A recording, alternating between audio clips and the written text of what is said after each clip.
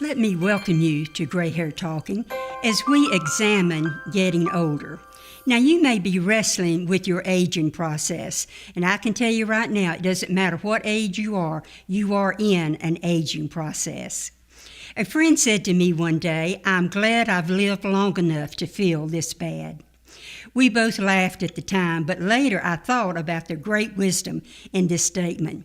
Living to your senior years is really a good news, bad news time in life. Oh, the good news is unlimited. You've watched your children grow up, you've watched your grandchildren grow up, perhaps even a great-grandchild.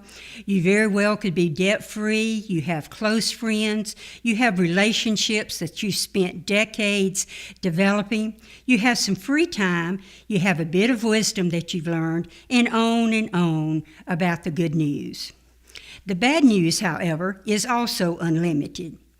Maybe you've buried your parents, or perhaps even you've buried a younger sibling, as we did a few months ago in our family. There are more aches and pains and wrinkles and health problems, and again, on.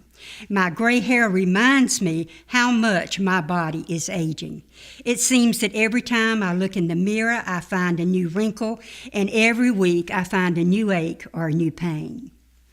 Now, in my younger years, I never forgot anything. And now I have a notebook, which I lovingly call my brain, where I write down everything, and I mean everything. In my younger years, I knew everyone's name. Now I talk to people who obviously know me, but I don't remember their names, and sometimes I don't even remember who they are or where I knew them. Now, throughout Scripture, we find God using older people, gray hair and all, to carry out His plan. And there is some form of this phrase, old and stricken with age, used to describe Abraham and Sarah, Joshua, Gideon, and Elizabeth and Zechariah. Yet they were used mightily to carry out God's plan. Just like the heroes of faith in the Bible, we can be used to carry out God's plan in our lives and in the lives of others, even in our senior years. Art Linkletter is quoted as saying, "Getting old is not for sissies."